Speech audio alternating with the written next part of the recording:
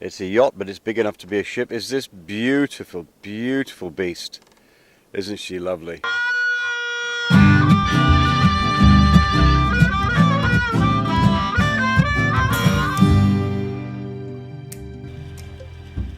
And not for the first time again, throwing out what was perfectly good food, but all infected with larvae, most of it moth larvae. It got in lentils and lots of cereals. Had to throw the lot out. Shame. Meanwhile, on my travels around the bay, came across this, what was probably the most beautiful toilet in the entire Pacific Rim. Brand new and been decorated by these guys in traditional art. Fantastic.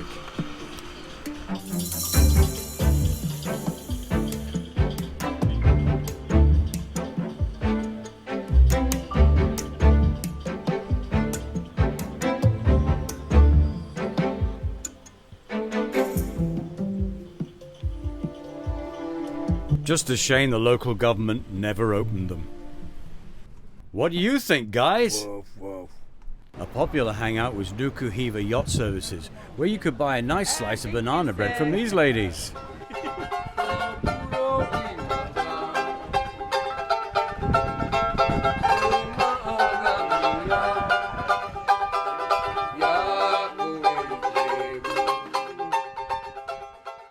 Just doing a spot of painting when all of a sudden this boat came past.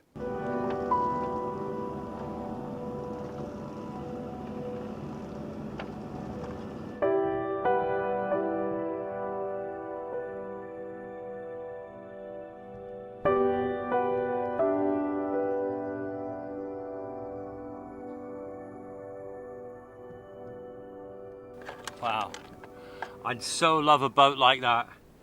I could have a crew and things, but this boat's too small for that. But I couldn't afford the upkeep on something like that's amazing. But they're brilliant to look at, and I don't have to pay the maintenance cost on it, so that's cool. So on the maintenance, it's painting day today. Boat's beginning to look a lot better. I'm getting through the list. It's taking a lot of time, a lot of effort, but it's getting there. There was rust all along there on both sides, and as you may remember, the chain locker on both sides was badly rusted. She's looking much better now, as is the chain locker cover, which is almost ready to go back on. Still lots more to do, and then the neighbours keep popping in. That's Easy Mike. Look at that. A lesson in mooring up against a yacht. How's it going, buddy? Going good. Good, good. Come back under the shade of the canopy here. It gets to a point out there that it is too hot on the deck to work. Also, the paint I'm using, it's international, it's nice stuff, and it's very expensive. It just goes like goo. You can't paint in hot weather. There's a sort of a temperature, I don't know what it is, but it's not very hot, where it's just too hot for the paint. Also, of course, the skin of the boat, the metal, is, you could almost fry an egg on it. In fact, I'll try that one day, see if that works. So back under here, my day is divided up. Early mornings, usually just after sunrise, out on the deck, do all the deck work, and then as the sun gets hotter, around about midday, come in, do editing. So that's the way I do things at the moment. Just putting up my repaired Genoa back up the mast on the roller, and I heard these splashes and stuff. Saw some frigate birds circling over the sea over here, and I've heard splashes while I've been working, and I looked out and there's these sharks. It's a shark feeding frenzy going on here. There must be some fish or something. You see the frigate birds circling above. They're waiting for the bits that are left over. Got her all wound up, but before I put her away, I thought I'd show you some of the repairs. You can see there where the ring has been reattached, got new webbing. Kevin at Yacht Services here at Nuku Hiva did it for me, and he went over the sail and refixed some of the other bits further up, including the sun strip, which was coming apart. It still is not as good as it used to be, but there's nothing he could have done about it. It's just general wear and tear. But at least it's back together in a form that it will survive another season maybe.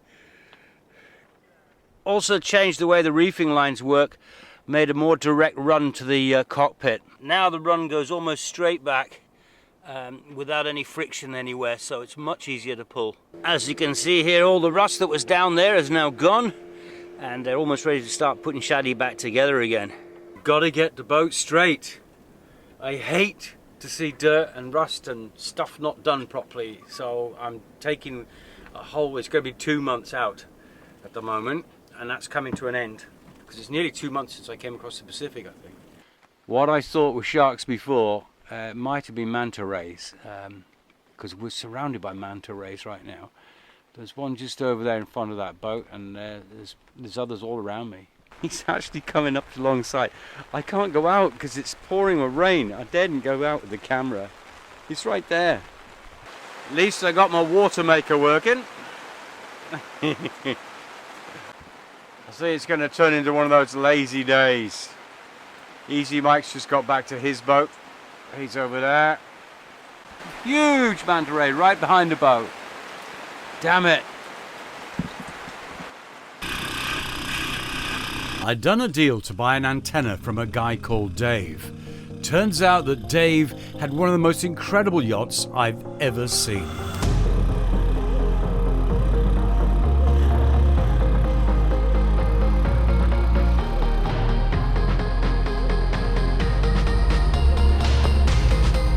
After precariously transporting the aerial back to Shadow, I was graciously invited back aboard Dave's yacht Moggy for drinks.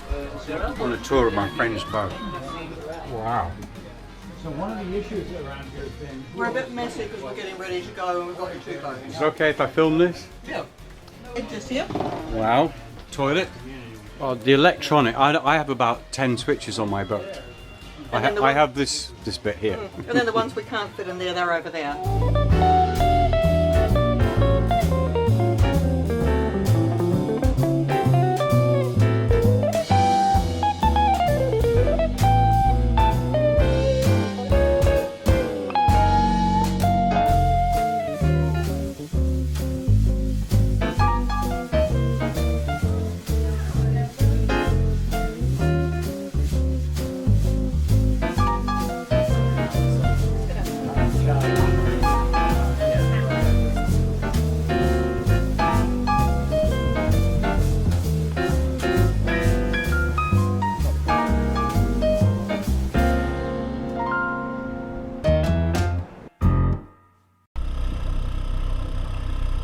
Cruising life is all about making new friends, and I was off to see some new friends when my Toshiba Tapa Chippa Chapa Chapsu engine decided to stop working again, as usual.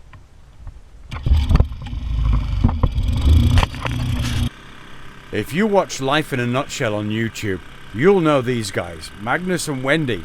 I met them just by pure chance, and they invited me on board their boat, Nutshell, for a cup of tea. Yeah, mate. How's it going, okay? Not only was the tea good, they also had a dinghy for sale. And with baby Shaddy being on her last legs, I bought that. The guys were so cool, and there'll be more about them very, very soon. So watch out for an exclusive interview. And then it was back to work. By taking a scraper and fixing it to a broom handle, I decided it would be a good way to actually clean part of the hull from the dinghy without having to get in the water.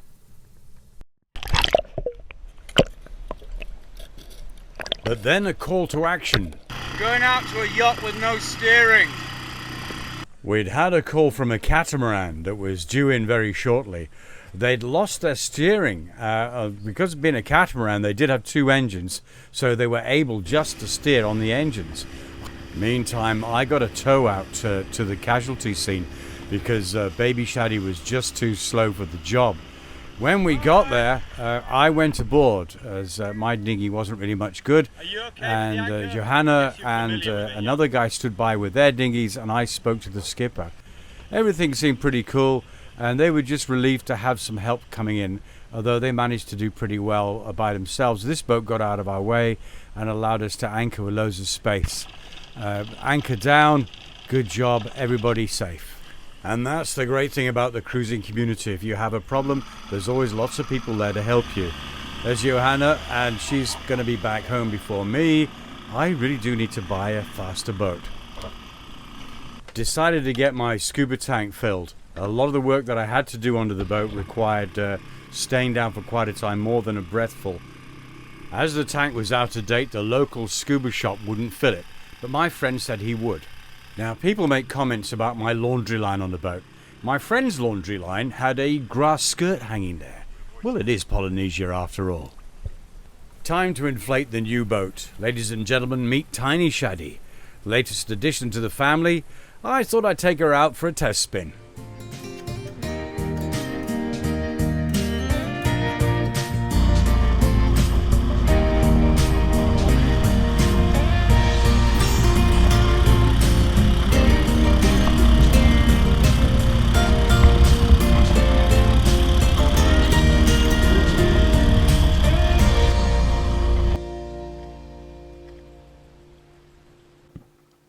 Raindrops and cloudiness through my window.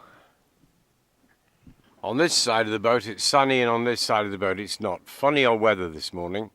Bit of swell coming in the anchorage. Boat's going up and down a bit, and a few gusts coming in. Tiny Shaddy's looking okay over there. Easy Mike's got his wind vane all rigged up at the back of the boat. That's a clue that he's actually leaving. And he's off today back to Uapu, the island that he and I came from. I guess it was nearly 2 months ago now. It's kind of nice because the sun is not shining through, the wind's blowing, it's cooler, but I don't think it's a good idea to go to sea. They've only got a 20-mile jump across the channel. They should be alright.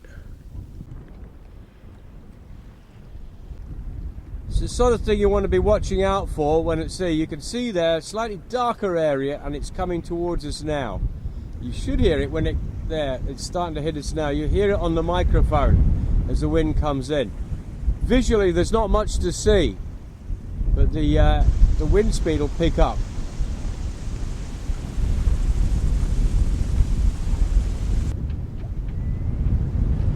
Just see it there in front of us now.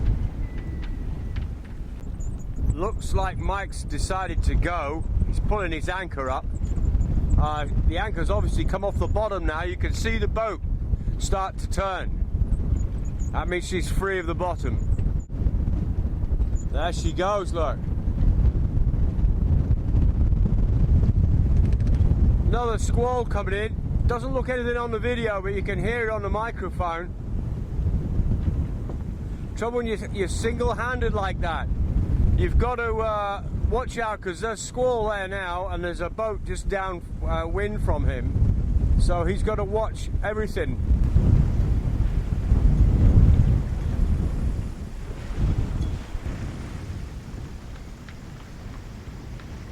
Best luck, Mike. Have a great passage. Thanks, we'll see you here over. Yeah. Too long. Okay. Well, I'll be in touch from over there. Let me know on the radio. Will do. We'll listen out for you this evening, yeah? Okay. On 7-2. Well, we keep running into each other, not physically, thank goodness. He's a super guy and great company.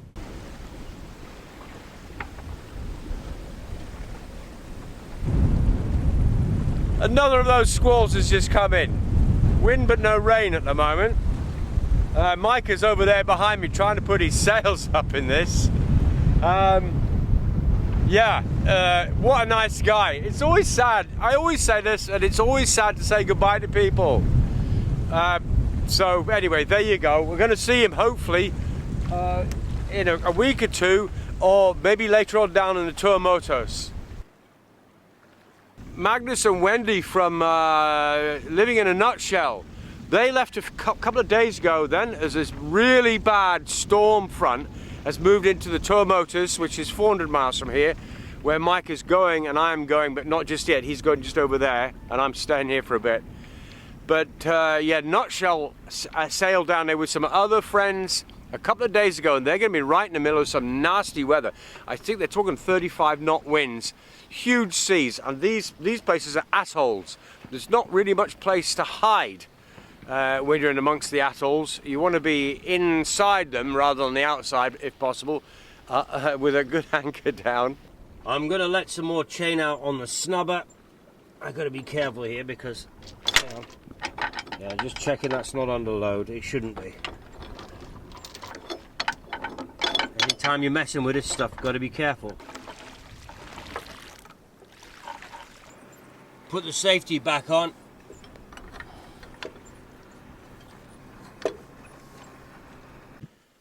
Baby Shaddy's hanging out the back there, half deflated, looking sad for herself in semi-retirement. Don't worry, Baby Shaddy. And she's a bit upset because Tiny Shaddy's taken her place. Yeah, Tiny Shaddy is just that, quite a tiny boat. And I can't do shopping and carry things in her very easily, let alone myself. Young people having fun. Quite a nice sunny morning this morning, and the sun is reflecting off the wrong side of the solar panel, but never mind. It's there at least. Got a visitor to the bay. Every so often we get a cruise ship coming in. This is one of the biggest I've seen come in here.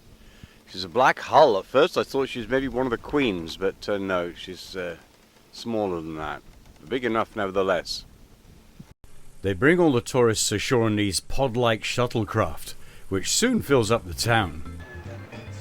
Trying to upload today, but too many tourists sucking the internet. Because I couldn't do any work, I decided to say hello to my favorite island dog. Isn't she lovely? Thanks for watching. More adventures next time.